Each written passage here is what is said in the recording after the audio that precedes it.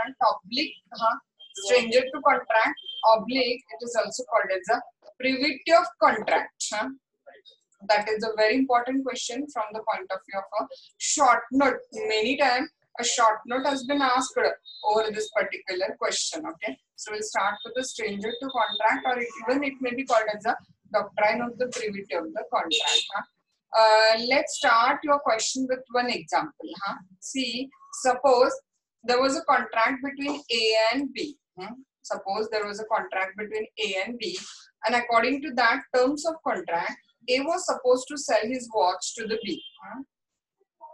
A was supposed to sell his watch to the B, and B was supposed to pay A rupees 5,000. Contract काय होतं लक्षात आला?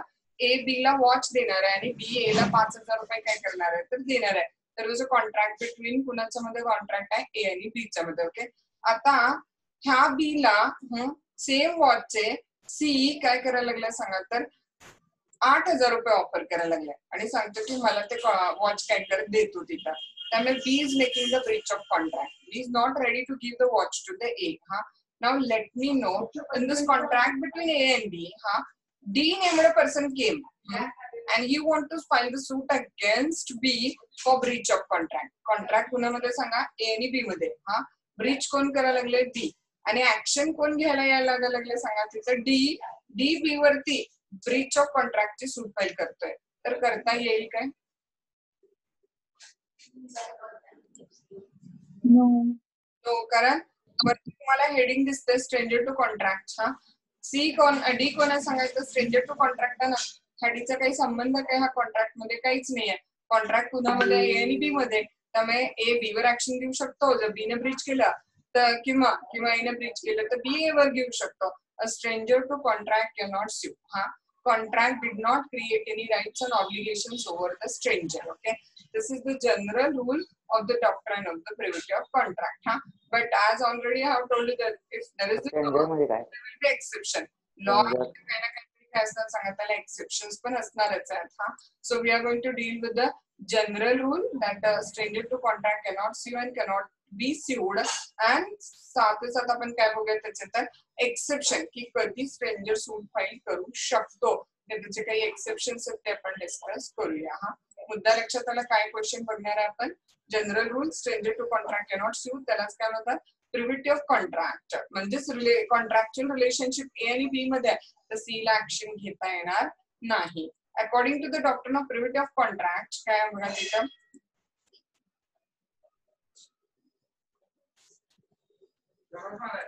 Yes, Prashali, right.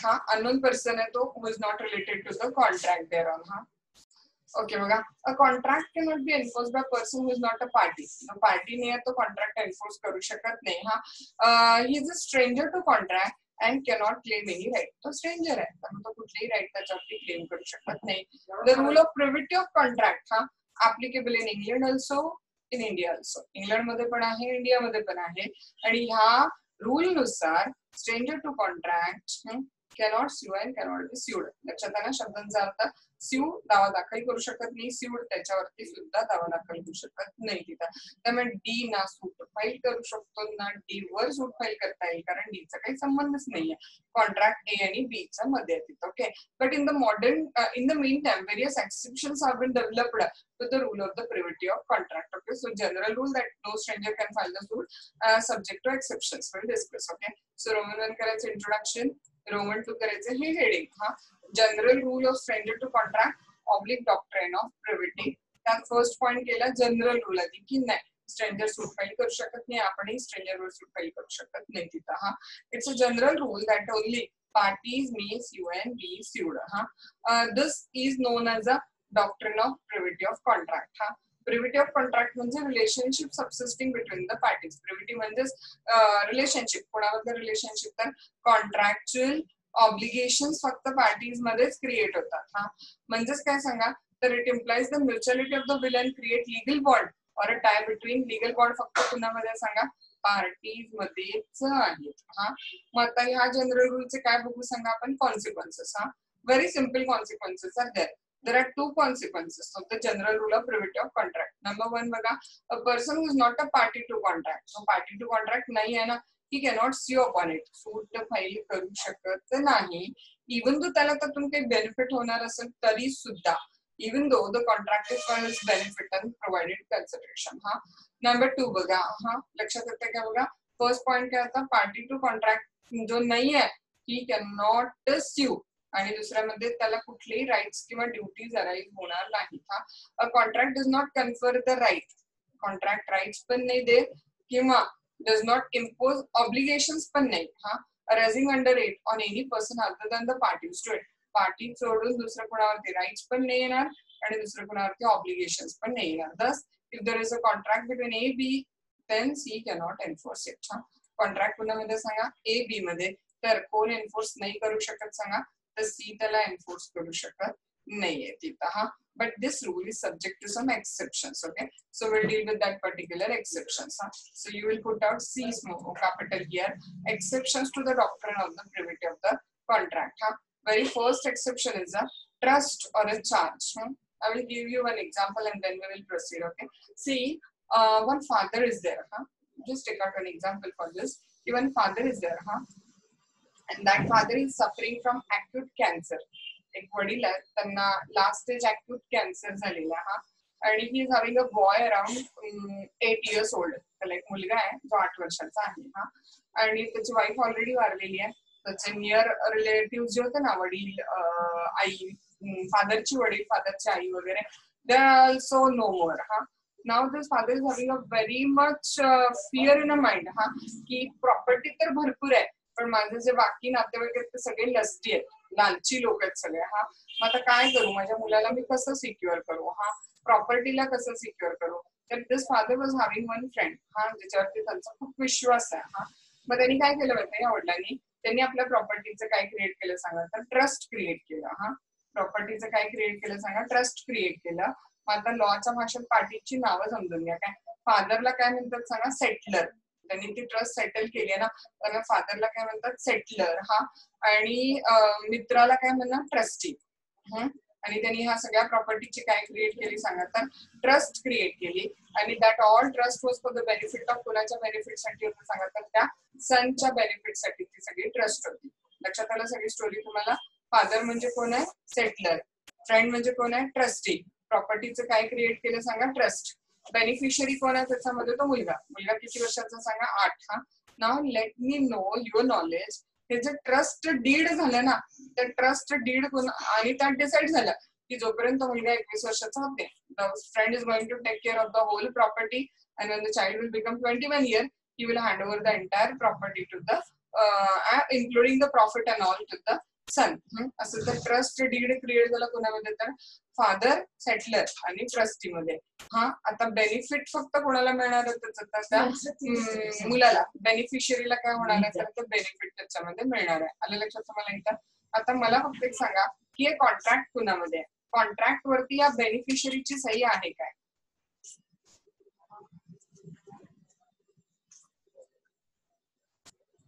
बोला, चुकलं तरी काय फरक पडणार नाही. लक्षात घ्या, इथं तुम्ही चुकण्यासाठीच आहात.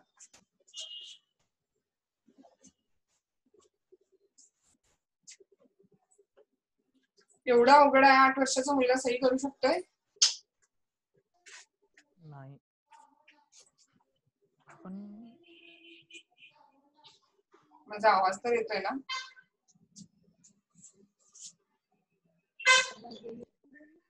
ना काय म्हटलं,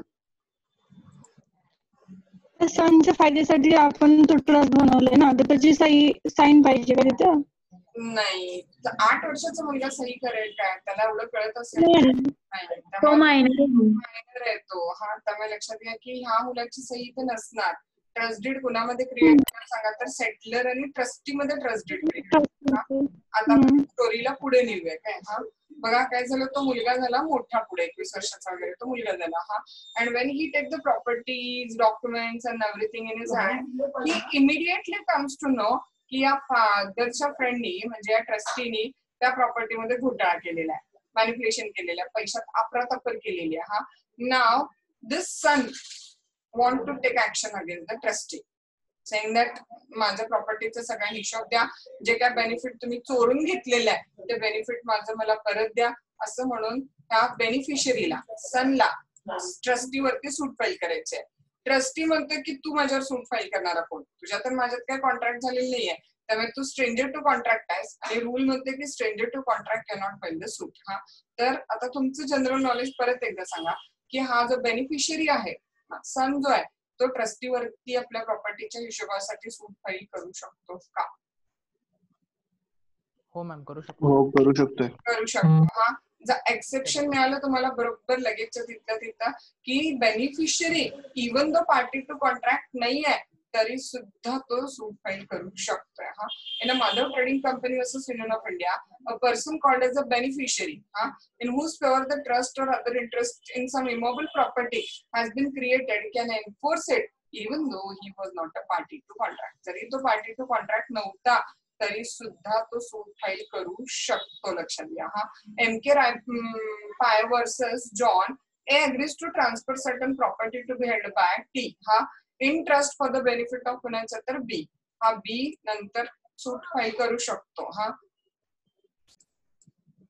ना C, हा, A agrees to transfer certain property to be held by the T in trust. हा, प्रॉपर्टी कुणाकडे ट्रस्टी कडे ट्रान्सफर कोण केलेली आपण एस घेतलेली ते A आहे तो. हा, पण नंतर ज्यावेळेला तो टी प्रॉपर्टी हँडओव्हर करायला तयार होत नाही ट्रस्टी त्यावेळेला बेनिफिशियरी ऍक्शन घेऊ शकतो का? तर येस, कारण अल्टिमेटली प्रॉपर्टी सगळी त्याच्या बेनिफिटसाठी हेल्ड केलेली आहे. हा, B can enforce the agreement, हा, even though he is not a party to agreement. जरी तो ट्रस्टी म्हणतोय की तुला काय ऍक्शन घ्यायचा अधिकार नाहीये कारण तू आणि माझ्या आणि तुझ्या वडिलांचा चाललेला कॉन्ट्रॅक्ट मध्ये तू पार्टी नव्हतास, तरी still beneficiary can take a action. Okay, so point number 1 exception क्या होता सांगा तर trust or a charge. हा, second point exception काय सांगा marriage settlement, partition or other family arrangement. I will give an again example to you. हा, बघा, one father was there.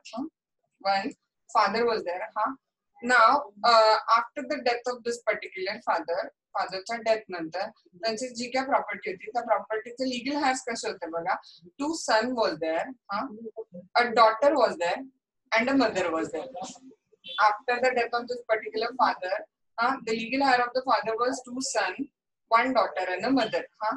Now these 2 sons are not having an understanding in between them, so they want to make a partition of the property.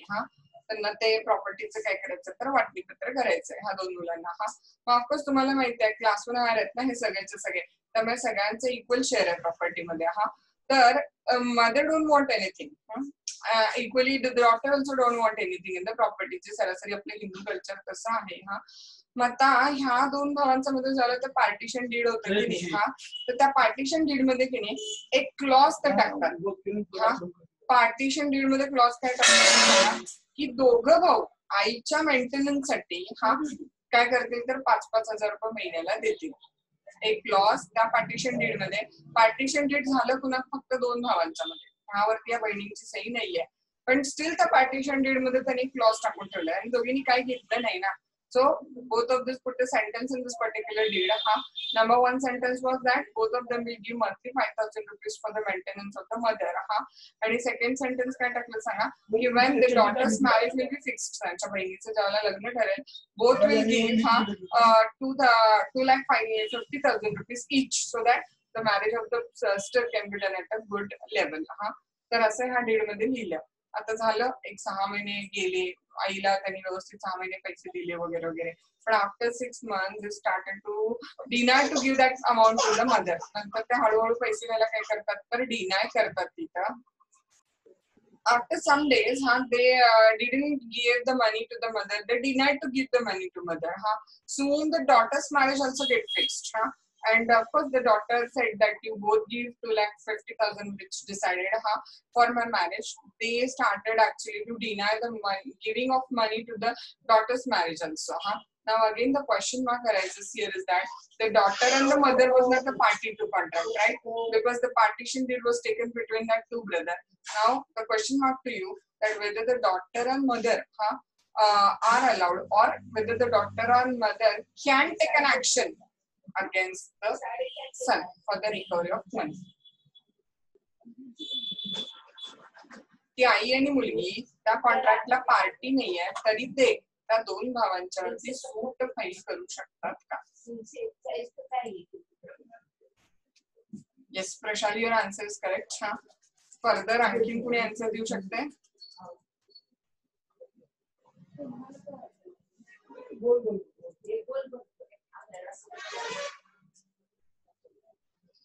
विश्वा,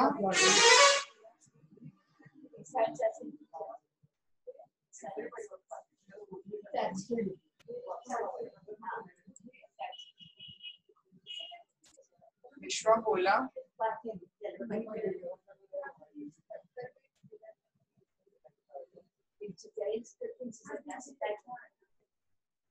Okay, almost all have given an answer in the same way. Yes, the mother and the daughter is allowed to take an action even though they are a stranger to contract. Okay, when an agreement is made in connection with a marriage, partition or other family arrangement, a provision is made for the benefit of person. He may sue. ज्याच्या benefit साठी त्या family settlement contract मध्ये provision केलेली आहे तो suit file करू शकतो even though he is not a party to agreement, जरी तो पार्टी टू अग्रीमेंट नाही आहे तिथं. बघा, शंभू अम्माल वर्सेस सुब्रमण्यम केसचं नाव लक्षात राहिलं, ठीक आहे, नाही प्रॉब्लेम. नाही राहिलं सरळ एक इलुस्ट्रेशन म्हणून टाकून द्यायचं त्याला. Two brother on a partition of the joint property agreed to invest equal share of a certain sum of money for the maintenance of mother. तर त्यांनी द्यायला डिनाय केल्यानंतर mother was entitled to require her son to make the investment. नंतर त्यांनी दिलं नाही तर ते द्यायला लावायला त्यांना फोर्स करायला अधिकार कुणाला सांगा तर मदरना तो अधिकार दिलेला आहे तिथे. Okay, now the next one is acknowledgement or estoppel is the next point we are going to discuss. estoppel principal law मध्ये खूप महत्वाचं असतं. एस्टोपेलचा अर्थ काय असतो बघा, जे फॅक्ट तुम्ही स्वतः एकदा सांगितलेले आहे आणि त्याच्यावरती विश्वास ठेवून समोरच्याला ऍक्ट केलेलं असेल तर नंतर you have been stopped from denying the validity of that particular fact. Once you have stated something, other party has believed on that particular fact, and believing on that fact the other party have acted, तर मग तुम्ही नंतर त्या फॅक्टला deny करू शकत नाही. म्हणजे काय असतं सांगा तर एस्टोपेल you have stopped from denying the facts which you yourself have stated. आणि acknowledgement म्हणजे स्वीकारणे, तुम्हाला माहिती आहे. we'll just take out one example, कारण हे पॉइंट्स एक्झाम्पल शिवाय तुम्हाला अजिबात नाही करणार. बघा एक एक्झाम्पल काय घेऊया आपण. सपोज ना there was a contract between A and B. Contract कुणामध्ये होते सांगा तर A and B मध्ये. त्यानुसार B ने काय केलेले सांगा तर A कडून काही माल घेतलेला होता. लक्षात येतं, B has taken certain goods from the A. So accordingly काय झालं सांगा तर B was supposed to pay an amount to the A. पैसे द्यायचे होते अजून. B कुणाला पैसे देणार होता सांगा, A ला पैसे देणार होता. आता ते पैसे कुठे पोहोचवायचे, से फॉर एक्झाम्पल आपण एक कॉमन प्लेस घेऊया की कोल्हापूरला पैसे पोहोचवायचे होते. A राहतोय कोल्हापूरला. आता B ला काय कोल्हापूरला जायला वेळ नाहीये. सो C कोल्हापूरला चाललेला. लक्षात येते का बघा, C कोल्हापूरला चाललेला. सो B न C कडे पैसे दिले. B has given the money in the hand of the C and told to the C to give the money to the A. पैसे कुणाला द्यायला सांगितले सांगा, A ला पैसे द्यायला सांगितले. आता हा C बघा, दोन वेगवेगळ्या सिच्युएशन सांगणार आहे मी तुम्हाला. आधी सिच्युएशन नंबर 1 समजून घ्या. Now what this C has done, he has taken a money and he ran away. ते पैसे घेऊन C पळून गेला. लक्षात येते, ते पैसे घेऊन C काय झाला तर पळून गेला. तर क्वेश्चन मार्क हा आहे की काय इथे A किंवा B कुणी असू दे तिथं, स्पेशली सॉरी B ला पैसे पोहोचवायचे होते ना तिथं. काय सांगितलेलं, कुणाकडून गुड्स घेतलेले, B ने A कडून सांगितलेलं काय, A कडून गुड्स घेतलेले, B ला पैसे पाठवायचे होते ना. A कडून गुड्स घेतलेले. तर आता A कडून गुड्स घेतलेला हा जो A आहे की नाही, तो A C वर ऍक्शन घेऊ शकतोय काय. बघा परत एकदा सांगते तुम्हाला, कारण मला एक सेकंद विसरलं गेलं की कोण कुणाकडून घेतलेले. B न A कडून माल घेतलेला आहे. B न कोर्स कुणाकडून घेतलेले आहेत, A कडून घेतलेले आहेत. A राहायलाय कोल्हापूरला. A कुठे राहायलाय कोल्हापूरला. B ला आता कोल्हापूरला जायला वेळ नाही आहे, त्यामुळे ते पैसे त्याला कुणाकडे दिले, C चाललाय कोल्हापूरला. So B has given the money to the C and told C to pay this amount to the A. पण हा C काय करतो सांगा तर पैसे घेऊन पळून जातोय. मग हा ए त्या सी वर ऍक्शन घेऊ शकतो का की पैसे दे म्हणून? नाही घेऊ शकत. नाही घेऊ शकत. काय रूल आहे ना सांगा. Stranger to contract cannot be sued or cannot sue. Contract कुणाबरोबर झालाय? बी बरोबर. ए ला काय देणं गेलं ना, ए बी ला म्हणणार बाबा बी मला पैसे काय अजून मिळालेले नाहीये, तू मला पैसे दे. त्याला काय करायचं, सी पडून जाऊ दे नाहीतर आणि काहीतरी करू दे. पण बघा आता ह्या सिच्युएशन मध्ये थोडस ऍड करते काय, ह्या सीनं ए ला कॉल केला that A B has given a money with me which is to be paid to you. I have the money with you, but for some reason my trip to Kolhapur has been cancelled for the 2 days, and after 2 days when I will come, I will pay you a money. So we gave a काय दिले सांगा, acknowledgement दिले ह्या scene हा ए ला की तुझे पैसे माझ्याकडे आहेत, 2 दिवसांना मी कोल्हापूरला येणार आहे, आले की तुझे पैसे तुला मी देतो. हा आणि त्याच रात्री on that very night C had certain financial problem, financial emergency त्याला काहीतरी अरेंज झाली आणि त्यामुळे सी ते पैसे अफरातफर केला, पैसे घेऊन पडून गेला. हा जेव्हा कधी तो सी आला समोर हा तर त्यावेळेला ए सी वर ऍक्शन फाईल करतोय, सूट फाईल करतोय, जरी सी स्ट्रेंजर असला तरी पण हा की तुझ्याकडे पैसे माझे आणि ते पैसे दे म्हणून. तर आता ए सी वर ऍक्शन फाईल करू शकतो का किंवा सूट फाईल करू शकतो का? हो. हा का सांगा. एक्नॉलेजमेंट ऑर एस्टोपेल हा रूल काय होईल तर इथे ऍप्लिकेबल होईल तिथं. हा बघा काय लिहिलंय here where the promisor by his conduct acknowledge or otherwise हा constitute himself as an agent of the third party. एक प्रकारे त्यानं दाखवलं ना की हा मी त्याचा एजंट आहे, त्याचे तुमचे पैसे माझ्याकडे आहेत. हा बाइंडिंग ऑब्लिगेशन त्या क्षणाला क्रिएट झाला, is there by incurred by him towards the third party. Okay same आपलंच एक्झाम्पल आहे, फक्त इथं ए टी असं दिलेलं आहे. A receives the money from the T, कुणाला पे करायचे T ला. हा A admit the receipt to the P. A phone करून P ला सांगतो की तुझे पैसे माझ्याकडे आहेत. हा now P can recover the amount from the A who shall be regarded as the agent of the P. तर त्याला काय दिलेलं आहे का, एक्नॉलेजमेंट. त्यामुळे तो त्याच्याकडे पैसे काय करू शकतो तर रिकव्हर करू शकतो तिथं. हा so what the point. Number 1 exception काय डिस्कस केलेलं सांगा आपण, trust. Number 2 exception marriage settlement, partition or other family arrangement. Number 3 acknowledgement or estoppel. Now number 4 exception is there, and which is assignment of the contract is the number 4 exception. Huh? Okay, I will give you an example for this. Assign करणं म्हणजे समजतं आधी तुम्हाला. Assignment शब्दाचा अर्थ माहिती आहे, assign to assign.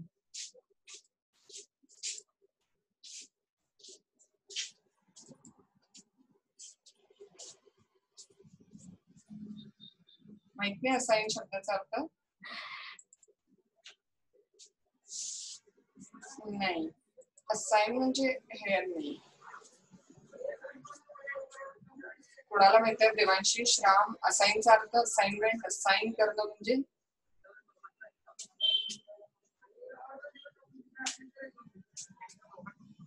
नाही माहिती कोणाला असाइनमेंटचा अर्थ. असाइन म्हणजे ट्रान्सफर. तू असाइन शब्द ऐकला नाही?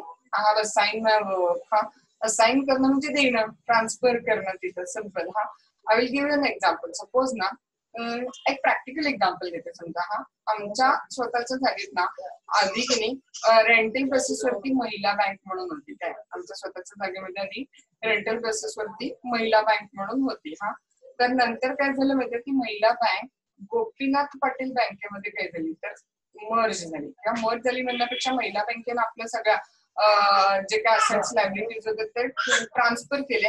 कुणाला ट्रान्सफर केले, असाइन केले तर गोपीनाथ पाटील बँकेला काय केलं तर ट्रान्सफर केले तिथं. हा ओके सो महिला बँक नंतर ती बंद पडायला आलेली, त्यावेळेला त्यांनी त्यांचे सगळ्या असेट्स लायबिलिटीज कुणाला ट्रान्सफर केले तर गोपीनाथ पाटील बँकेला काय केले ट्रान्सफर केले. आपण 2 एक्झाम्पल घेऊया. काय रामचे 2 लाख रुपये हा महिला बँकेमध्ये डिपॉझिट केलेले होते. Ram has deposited 2 lakh rupees in the Mahila Bank. Okay, and another example is that one. Ki Yashasri has taken 2 lakh rupees loan from the Mahila Bank. लक्षात येतंय? एक एक्झाम्पल मध्ये रामचं फिक्स डिपॉझिट होतं महिला बँकेत 2 लाख रुपयाचा, आणि दुसऱ्या एक्झाम्पल मध्ये यशस्वी has taken a 2 lakh rupees loan from the Mahila Bank. Now let me know, ज्यावेळेला महिला बँक जीपी ट्रान्सफर झाली, असाइन झाली हा तर त्यावेळेला रामचं 2 लाख रुपये डिपॉझिट बुडलं आणि यशस्वीचं 2 लाख रुपये कर्ज माफ झालं असा अर्थ होईल. का राम ते डिपॉझिट गोपीनाथ पाटील बँकेकडनं रिकव्हर करू शकते अमाऊंट हा, आणि यशस्वी वरती गोपीनाथ पाटील सूट फाईल करू शकते.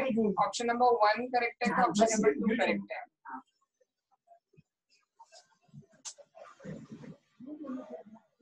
येस, तुम्ही बोलत जावा. Yes Ram. Ma'am please repeat. हे फॅक्ट तर लक्षात आलं का तुम्हाला? महिला बँकेच्या सगळ्या असेट्स लायबिलिटीज महिला बँक बंद पडली आणि अमलगमेंट कुणाबरोबर झाली तर जीपी पारसी बँकेमध्ये ती अमलगमेंट झाली तिथं हा.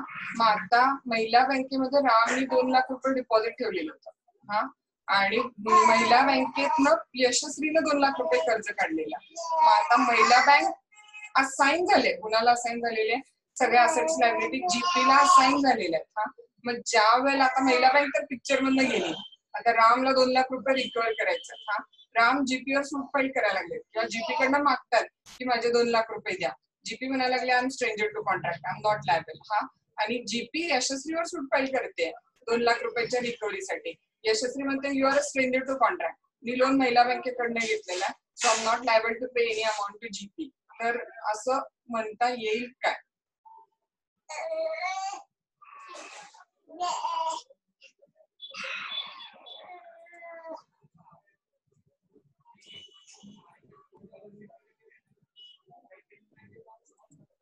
करेक्ट आहे प्रशांत. आणखी लक्षात घ्या, का सांगत नाही मला लक्षात येणार तुम्ही. Ram can recover the money from GP Parsik bank. लक्षात घ्या, राम आपले पैसे जीपी पारसिक कडनं रिकव्हर करू शकता आणि जीपी पारसिक यशस्वीवर सूट फाईल करू शकते, कारण राईट्स आणि ड्युटीज सगळे कुणाला असाइन झाले सांगा? असाइनीला. त्यामुळे जीपी जरी स्ट्रेंजर टू कॉन्ट्रॅक्ट असली तरी जेव्हा कॉन्ट्रॅक्ट असाइन होतं त्याला राईट्स अँड ड्युटीज दोन्ही कुणाला असाइन होतात सांगा? तर असाइनीला असाइन होतात ते. आजच्या डिस्टर्बन्स साठी सॉरी काय तुम्हाला सगळ्यांना. म्हणजे भाची आहे का, तिला लॉ फारच आवडलेला, त्यामुळे त्या जोराने बघायला. Okay, so what the point? The assigning of the rights and benefits under the contract, not involving personal skill, can enforce the contract subject to the equalities between the original party. Rights पण आणि benefits पण हा काय आता सांगा तर ते transfer होतात. Thus the holder in the due course of a negotiable instrument can release the amount on it even though there is no contract between him and the person liable to pay. हा आता याचा अर्थ काय बघा, तुम्हाला एक example देते. बेरेट check concept माहित आहे? बेरेट चेक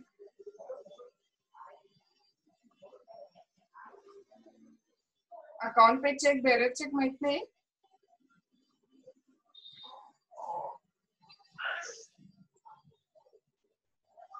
देवांशीष, बेरेट चेक माहित नाही?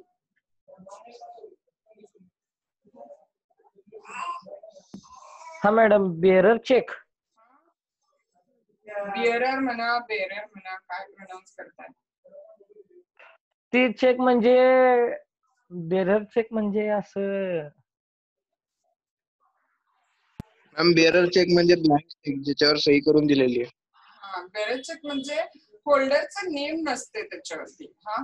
टू द सेल्फ आपल्याकडे इचलकरंजी मध्ये तर मला बऱ्याच ठिकाणी त्याच्या वेगवेगळ्या पद्धतीने लिहिलं जातं. समवेअर इट इज टू बिअरर असं म्हटलं जात आहे. आमच्याकडे इचलकरंजीत SCLF टाकतात, सेल्फ चेक असं म्हणतात त्याला, किंवा सेल्फ टू सेल्फ, जो कोण घेऊन येईल त्याला त्याचे पैसे मिळतील तिथं हा. I will explain you one example. आता हेच एक्झाम्पल कंटिन्यू करूया.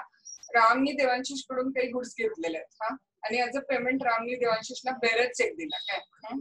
देवांशीषने पुढं निलेश कडून काही माल घेतलेला आणि तोच बेरर चेक देवांशीषने कुणाला दिला तर निलेशला दिला हा.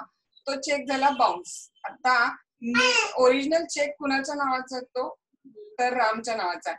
निलेश राम वरती सूट फाईल करतात, चेक बाउन्सची सूट फाईल करतात, तर निलेश राम वरती सूट फाईल करू शकतात काय? हा पॅरेग्राफ वाचा आणि सांगा. क्वेश्चन कळला काय बघा. रामनी देवांशीष कडून काही गुड्स घेतलेले आहेत, आउट ऑफ पेमेंट रामनी देवांशीषला बेरर चेक दिला हा, आणि बेरर चेक देवांशीषने घेतला. Devanshish can encash it, no problem हा, कारण वरती नाव तर नाहीच आहे, टू द सेल्फ असं लिहिलेलं फक्त हा. मग देवांशीषने काही माल निलेश कडून घेतला आणि तोच चेक आहे तसा निलेशला पुढे फॉरवर्ड केला हा. आणि निलेशने चेक बँकेत एनकॅश करायला भरला, कारण ऑफकोर्स नाव नव्हतं, टू सेल्फ होता.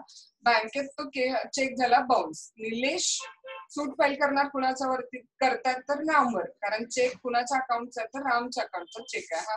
मग आता काय निलेश जेव्हा रामवर सूट फाईल करतात, Ram is saying that I am stranger to contract, माझं जे काही डील झालं ते देवांशी बरोबर झालेलं आहे, तुम्ही मला ज्यावरती सूट फाईल करू शकत नाही, असं कोण कोणाला म्हणायला लागले? Ram is saying to the Nilesh. तर क्वेश्चन मार्क इज दॅट की कसं राम निलेशला म्हणू शकतात काय?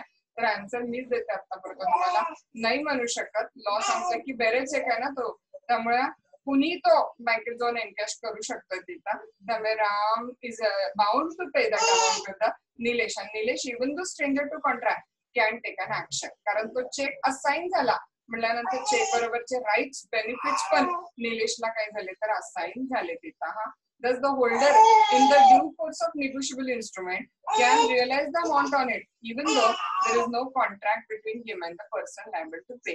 जरी निलेश आणि राम मध्ये काय कॉन्ट्रॅक्ट नव्हता तरी पण हा Ram was liable and Nilesh was entitled to take an action against the Ram देअरऑन.